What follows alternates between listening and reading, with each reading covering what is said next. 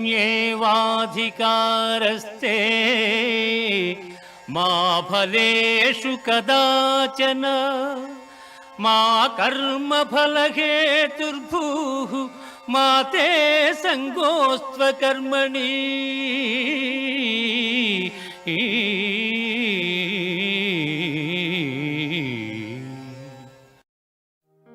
This film will take you through the story of an extraordinary visionary. We pay tribute to one of the most resplendent intellectuals India has ever seen. The iconic N J Yasaswy, the man who founded the Institute of Chartered Financial Analysts of India, ICFAI, and ICFAI Universities and ICFAI Group of institutions. He leaves behind him a huge network of educational institutions that will stand testimony to the adage, "What can be imagined can be achieved." Born on 9th February 1950 to Father Sri Nanduri Venkateshwar Rao, a school teacher, and Srimati Seetamma Garu, a homemaker, the quest of knowledge, the zeal to excel, was instilled in him right from his childhood. The spark of brilliance was evident in him right from his school days. His illuminating essays on a wide variety of topics, even when he was in the 4th grade, captured the attention of his teachers, who appreciated and encouraged the remarkable talent in the young Yasaswy. The young boy was a keen and committed learner, and he never repeated an error once it was pointed out to him. N J Yasaswy had a brilliant academic career throughout. Graduating from the Andhra University in 1969 with a BCom degree, he topped the university. In his CA Inter in the year 1971, he achieved near impossible scores as first ranker and repeated the academic feat in CA Final in 1973. Simultaneously, he bagged the first rank in ICWA Inter in 1970 and ICWA Final in 1972. This spectacular track record of academic achievements reached its zenith when he was given the Basu Foundation Award for the Best Student of the Year from both the Institute of Cost and Works Accountants of India in 1972 and the Institute of Chartered Accountants of India in 1973. A first-of-its-kind achievement in the country, an unparalleled performance which made his parents and well-wishers immensely proud. Married to Srimati Shobha Rani, he had a blissful home atmosphere, and the enlightening journey as a father, husband and mentor crossed all boundaries as the most rewarding and enriching experience. Weekends at the NJY home was always known for his warm welcome to his circle of friends and associates. There would be a fruitful exchange of knowledge and fun, delicious home-cooked food, and engaging battle of wits with his mother. The grand old lady would voice her policy of the spiritual journey as all-encompassing, while her son would try to churn out hundreds of conversations why hard work and commitment to basic issues were more important than spirituality. N J Yasaswy was fortunate to have lived a fulfilling and supremely satisfying family life. His phenomenal career began in a modest manner with a brief stint at ITC as a management trainee. Thereafter, Mr. Yasaswy joined as a faculty member with Administrative Staff College of India in 1974. N J Yasaswy spurned an offer to teach at the prestigious University of Singapore's Accountancy Department, as he informed Professor Bhanoji Rao Garu that he felt that he had some important contribution to make in India. In 1981, he started his consultancy firm Yasaswy Management Associates Private Limited, and from then onwards there was no looking back. It was in 1984 that he started the ICFAI Society. In 1995, he was instrumental in setting of ICFAI business schools across 8 locations in India.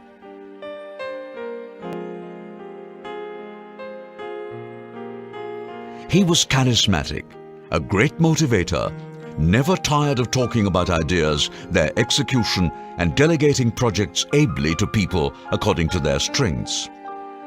He showed his prowess in corporatizing education and created a sterling model out of it. If you are a man in a hurry, it is not the business to be in.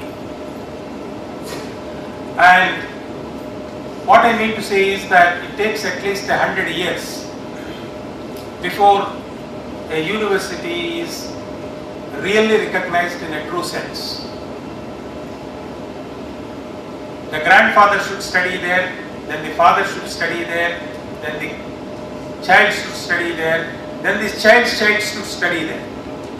A pioneer, a leader, and innovator, NJY created Andhra Pradesh's first private placement industry, first leasing deals, first stock market newsletters, first management consultancy, and the earliest traces of knowledge society. He loved knowledge, science, and new ideas that changed the world. Yet, he remained humble, always working with a motivation to do something different, to make a difference to the world of business, education, and publications. I knew Mr. Yasaswy when he joined the Administrative Staff College of India in the year 1974. He taught finance courses. He was an outstanding teacher in that college. He also wrote books in the area of finance and investments, which can be easily understood by common man. He is extremely clear in his thinking. His motive was meritum ethicus, that is, provide merit, give preference always to merit, and be ethical in all your administration and management practices. He had the flair to make everything look simple to accomplish, even to an ordinary mortal.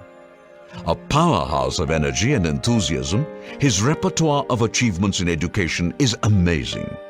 Whether it was a launching of the Chartered Financial Analyst program to make true financial management available to the Indian youth way back in 1985, or constantly updating it to suit emerging needs of the Indian financial markets, starting new programs for the changing needs of the reforming and liberalized Indian markets, or redrafting the curriculum for an existing program to align it with the changing business environment, he sailed through them with effortless ease of a true genius. N J Yasaswy possessed a remarkable sense of social responsibilities, aesthetics, scientific and intellectual temper, and cultural sentiments. What came naturally to him was his ability to make gold out of dust. A seemingly useless idea or an innocuous thing would spark a business model in his mind. And he was a great practitioner in possibility thinking. In that sense, he was a great economic naturalist, allocating capital to get optimal and even phenomenal returns with scarce resources. A gifted communicator, N J Yasaswy masterfully articulated the need for a new university with government authorities and went on to establish universities with competent faculty, duly supported by requisite infrastructure, designed the campus for a newly approved university, challenging great odds in his own inimitable style. Bequeathing the coming generations with a rich legacy of publications, he published innumerable books on current topics of management, with his unabated desire to bring the latest knowledge to the doorsteps of the Indian academic institution. An achiever par excellence, N J Yasaswy was, however, not one to court publicity. His favorite retreat was his corner chair, surrounded by his books and photos in plot number 19 Nagarjuna Hills, from where he generated ideas that changed the educational scenario.